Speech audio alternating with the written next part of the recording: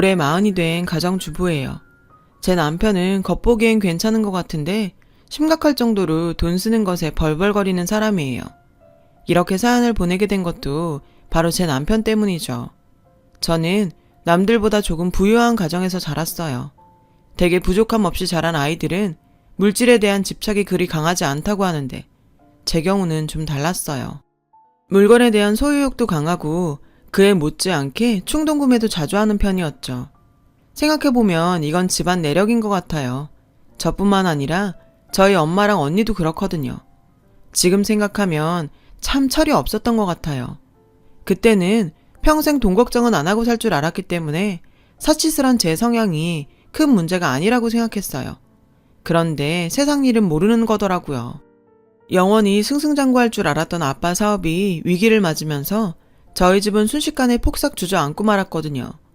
저희가 살던 2층짜리 전원주택도 빚잔치 끝에 한순간에 날아가 버렸죠. 그렇게 저희 가족은 단칸방 생활을 하게 되었어요.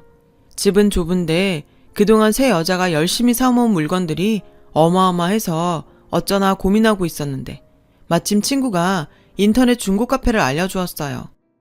너나 중고 물건 싫어하지? 요즘엔 중고 찾는 사람들도 엄청 많아. 그거 전부 팔면 못해도 몇 달치 생활비는 나오겠다. 친구의 말에 우리 새 여자는 마치 장사꾼이라도 된 듯 역할 분담을 해서 사진을 찍고 인터넷에 올리고 택배 포장까지 해서 집안 물건을 하나 둘 팔기 시작했어요. 친구의 말대로 물건은 곧 잘 팔렸어요. 그러다 개중에 거리가 가까워 택배 대신 직거래를 원하는 사람도 있었죠. 그중 한 사람이 바로 제 남편이에요. 남편은 제가 사서 딱 한 번 사용했던 커피 머신을 직거래하고 싶다고 했어요. 저는 돈 벌 생각에만 들떠서 아무 생각 없이 편한 복장으로 약속 장소인 집 근처 놀이터로 나갔어요. 그런데 그곳엔 깔끔한 차림의 남자가 저를 기다리고 있지 뭐예요. 그 순간 저는 후줄근한 옷차림으로 쪼리를 질질 끌고 나온 걸 얼마나 후회했는지 몰라요. 남편은 한눈에 봐도 호감형이었어요. 저는 수줍게 남편한테 다가갔죠. 그런데 그런 호감도 잠시. 남편은 물건을 보자마자 대뜸 여기까지 왔는데 차비만 빼주면 안 되냐고 내고를 요구했어요. 순간 당황한 저는 깎아달라는 남편의 말에 발끈했죠. 안 돼요. 사용도 거의 안 한 새 거예요. 단호히 거절을 하자 남편은 할 수 없다는 듯 돈을 건네더군요. 이렇게 남편과의 첫 만남은 불편하게 끝나는 듯 했지만 우리는 그 일을 계기로 연락을 주고받게 되었어요. 처음엔 커피 머신 사용법을 설명하느라 통화를 했다가 이후로도 몇 번 통화를 하게 되었고 점차 일상 전반에 대한 대화로 발전하게 되었어요. 세상엔 별의 별 인연이 다 있다고 하더니 제가 평생의 반려자를 이렇게 만나게 될 줄 누가 알았겠어요. 아무튼 그렇게 시작된 인연은 처음엔 친구로 이어졌다가 만남이 거듭되면서 우리는 얼마 지나지 않아 썸을 타게 되었죠. 처음 만났던 놀이터에서 남편이 내려온 커피를 마시면서 자연스럽게요. 남편은 알면 알수록 보기 드문 성실한 사람이었어요. 무엇보다 자신의 미래에 대한 계획과 자신감이 넘치는 모습에 저는 끌리기 시작했어요. 저 사람의 미래에 나도 함께하고 싶다는 생각을 하게 된 거죠. 다행히도 이런 마음은 저만 가지고 있었던 게 아니었어요. 남편도 저와 같은 마음이었죠. 그렇게 우리는 만난 지 3개월 만에 남편의 대시로 연인 사이가 되었어요. 남편은 그동안 제가 만나왔던 남자들과 전혀 다른 사람이었어요. 이제와 생각해보면 그땐 제 사정도 그렇고 남편의 외모에 콩깍지가 씌었던 게 분명했어요. 남편은 만날 때마다 실속이란 단어를 입에 달고 살았어요. 그래서 돈이 많이 들어가는 데이트보단 저렴하지만 나쁘지 않은 데이트 코스를 매번 생각해왔죠. 저도 예전 같지 않은 생활 탓인지 남편이 말하는 실속이란 단어가 나쁘게 들리지 않았어요. 남편과의 데이트가 꽤 신선하고 재밌기도 했고요. 사실 그때까지는 잘 몰랐어요. 절약과 궁상의 차이를요. 솔직히 저는 제 안목보다는 남이 좋다는 물건들을 고민 없이 사는 편이거든요. 반면에 남편은 뭘 하나 사더라도 최저가 비교는 물론이고 가성비와 가심비까지 따져서 신중하게 사는 편이었어요. 이런 남편을 통해 소비는 저렇게 해야 돈을 허투루 쓰지 않는다는 것도 배웠죠. 남편의 합리적인 소비에 감탄하면서요. 그렇다고 제 남편이 돈 앞에서 공상을 떠는 사람은 아니었어요. 메이커나 명품을 고집하지 않을 뿐이지 좋은 물건들을 저렴하게 구입해 잘 쓰는 편이거든요. 그러니 주변에선 센스가 좋다고 호평을 받는 편이기도 했죠. 그런 남편과 만나다 보니 저는 조금씩 경제관념에 눈을 뜨게 되었어요. 남편을 쫓아갈 수준은 못됐지만요. 경제무식자에서 쓸모없는 지출을 구별할 수 있는 눈 정도는 갖게 된 거죠. 저희 이런 변화에 저희 가족들은 모두 놀라워했어요. 그리고 남편이 처음 우리 집에 인사를 오던 날 가족들은 남편을 이미 사윗감으로 콕 찍었어요. 그렇게 우리는 만난 지 1년 만에 양가 부모님들로부터 결혼 허락을 받을 수 있었어요.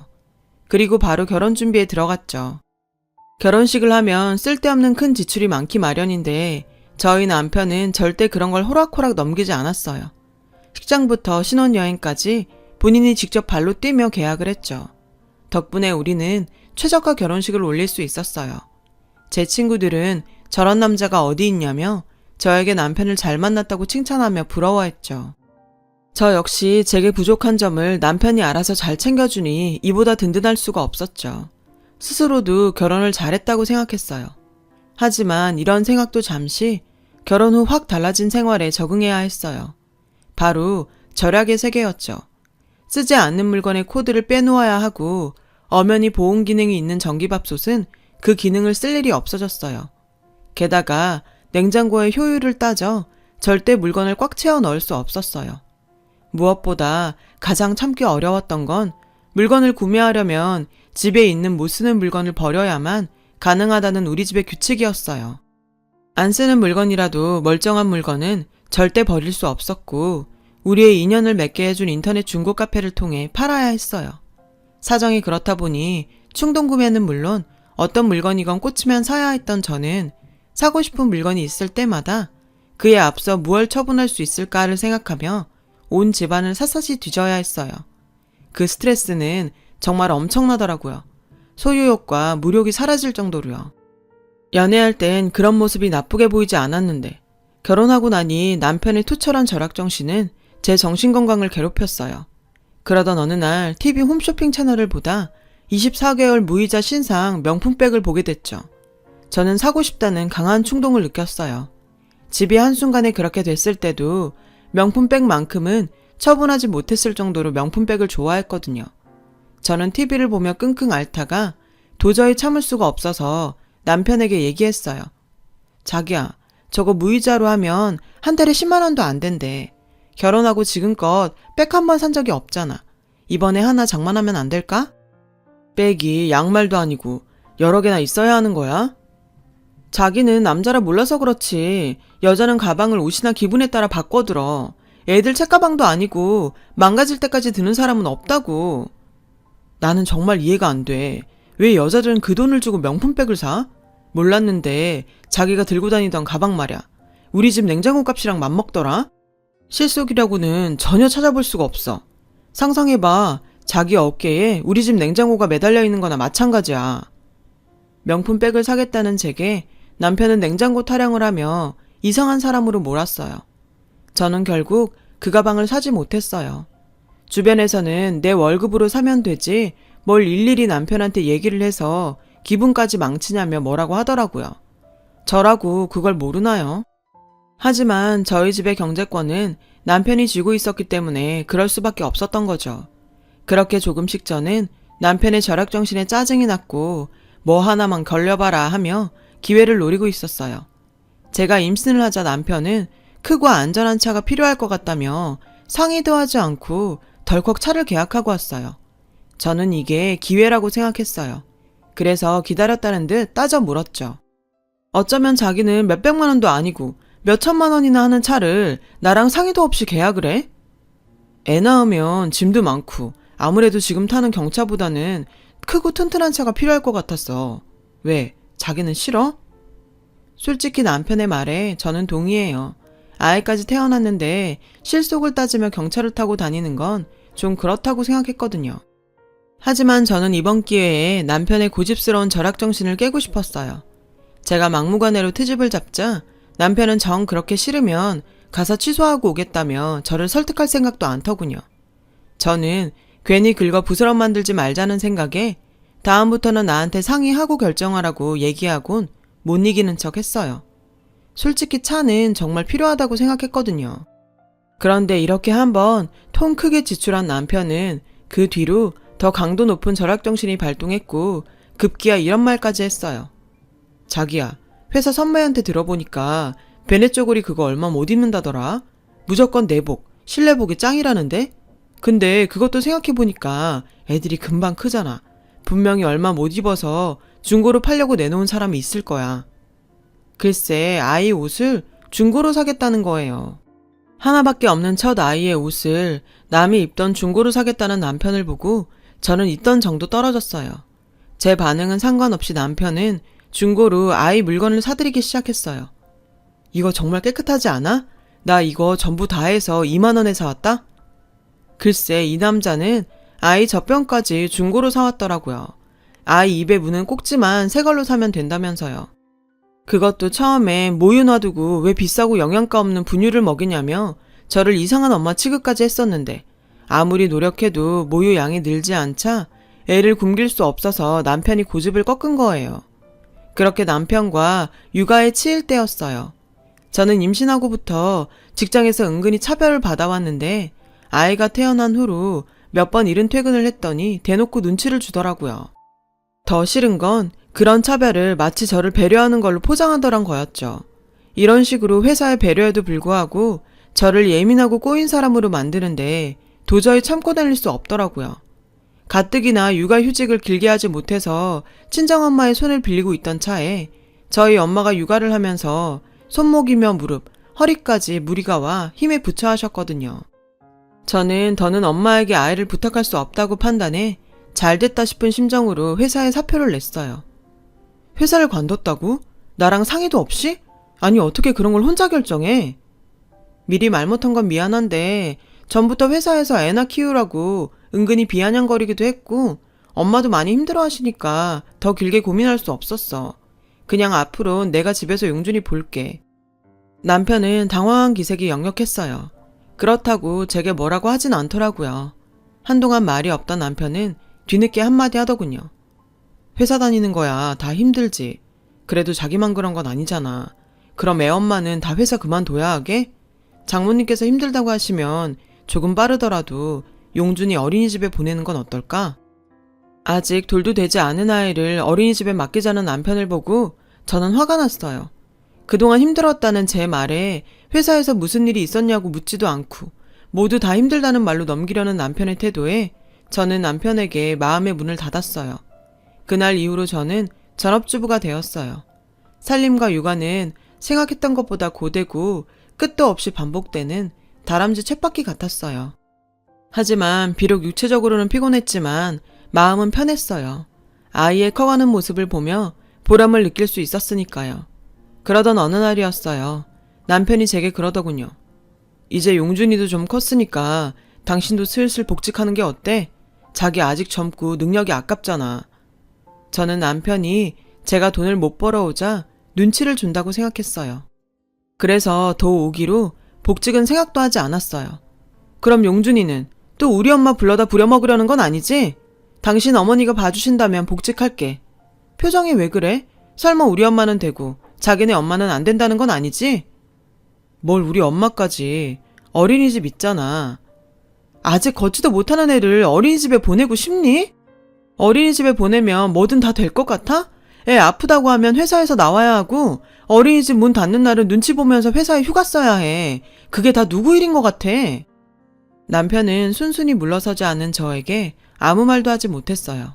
싸움은 멈췄지만 저희 부부의 애정도 싸움과 동시에 멈춰버렸죠. 그렇게 저희 아이의 첫 돌이 다가왔어요. 남편은 이번에도 발품을 팔아가며 최저가 돌잔치를 열심히 준비했어요.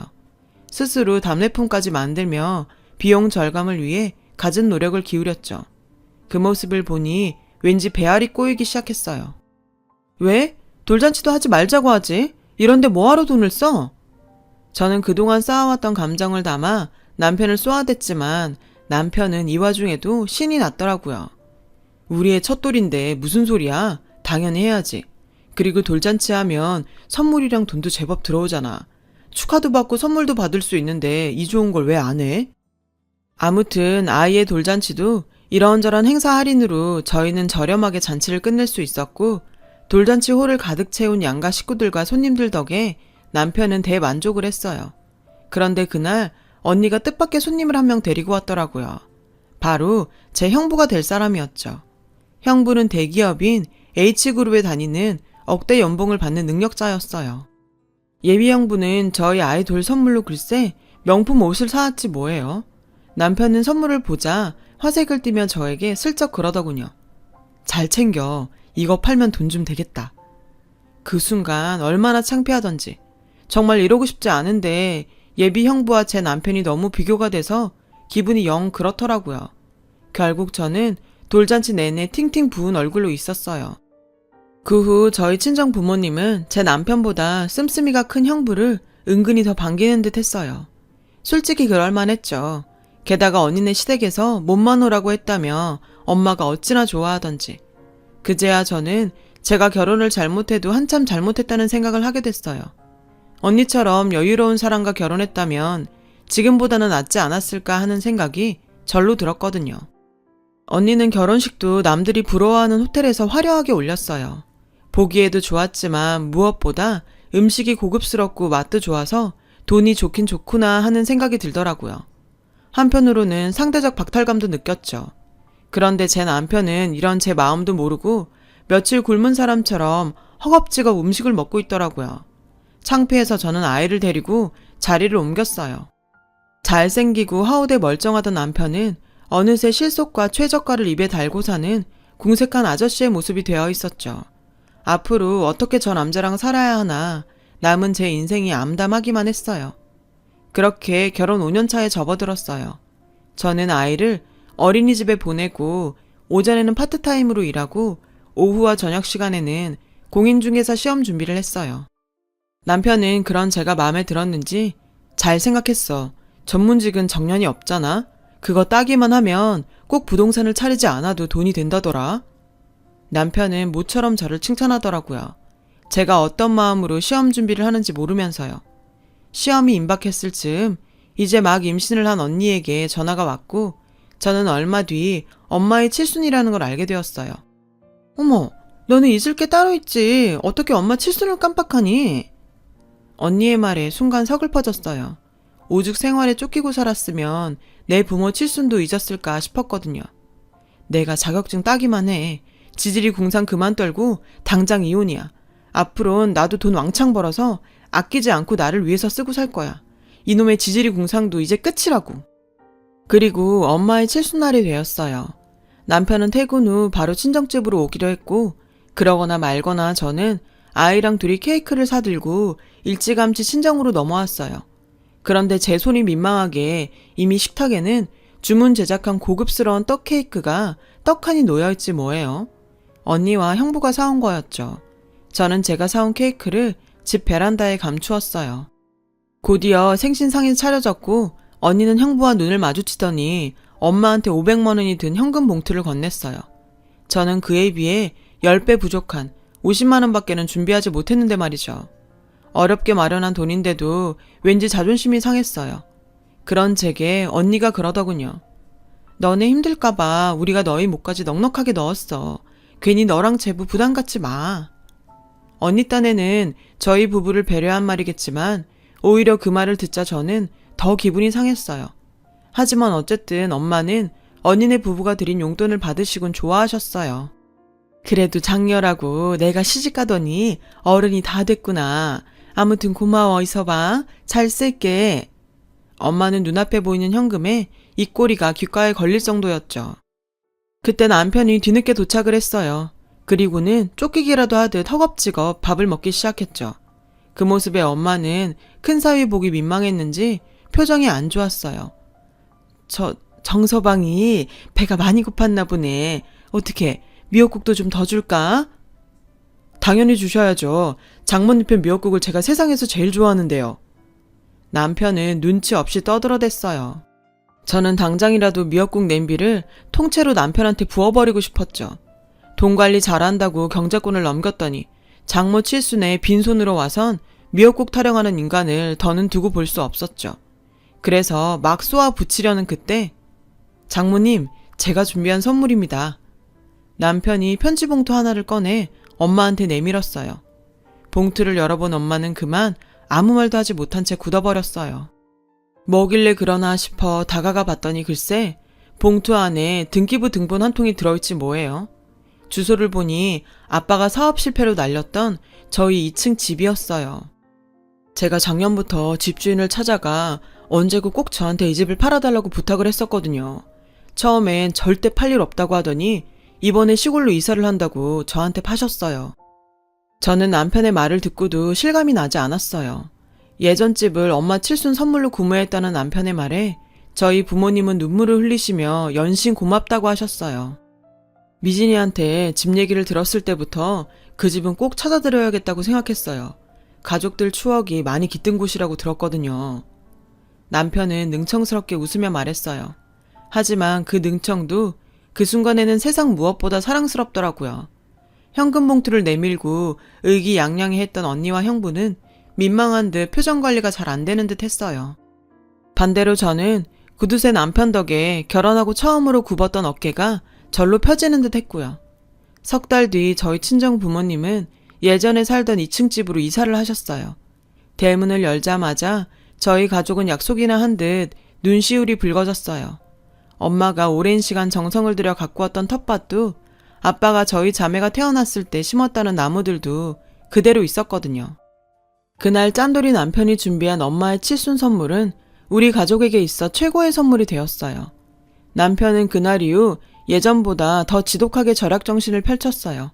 하지만 저는 그런 남편이 예전과 다르게 밉지 않았어요. 오히려 가치 있는 소비를 저에게 보여준 남편에게 존경심마저 느껴졌죠. 남편을 오해했던 제가 한심할 정도로요.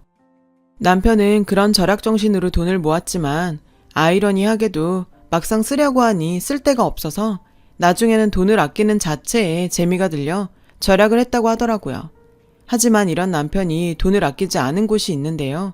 그건 바로 기부였어요. 왜 TV를 보다 보면 어려운 상황의 노인분들의 사연을 들려주고 후원 계좌를 알려주잖아요. 제 남편은 그런 방송을 그냥 못 넘겨요. 다만 몇만 원이라도 보내고야 마는 사람이죠. 오랜 시간을 한 집에서 한 이불을 덮고 살면서도 저는 그런 남편의 모습을 유심히 살피지 못했었네요. 늘 궁선 떤다고 비난만 해왔죠. 지금에 와서 이런 말을 하기 뭐하지만 제가 남편 하나는 기가 막히게 잘 만난 것 같아요. 너무 늦게 알아봐서 미안하고 그동안 오해하고 비난해서 염치 없지만 말이에요. 저는 여전히 공인중개사 시험을 준비 중이에요. 처음엔 지긋지긋한 절약의 세계에서 탈출하라고 시작한 공부지만 지금은 우리 가족 모두가 잘 살기 위해 필요한 거라서 공부를 하고 있죠. 누구보다 합격 소식을 기대하는 남편을 위해서라도 저는 꼭 합격할 거예요. 저희 친정집을 되찾아준 남편을 위해서라도 저 역시 뭔가 보답을 하고 싶거든요. 제 이야기 들어주셔서 감사합니다. 여러분의 가정에도 행복이 가득하시길 바래요. 여러분, 사연 댓글에 응원과 현명한 조언 부탁드려요. 좋아요와 구독은 저에게 큰 힘이 됩니다. 오늘도 좋은 일 가득하세요.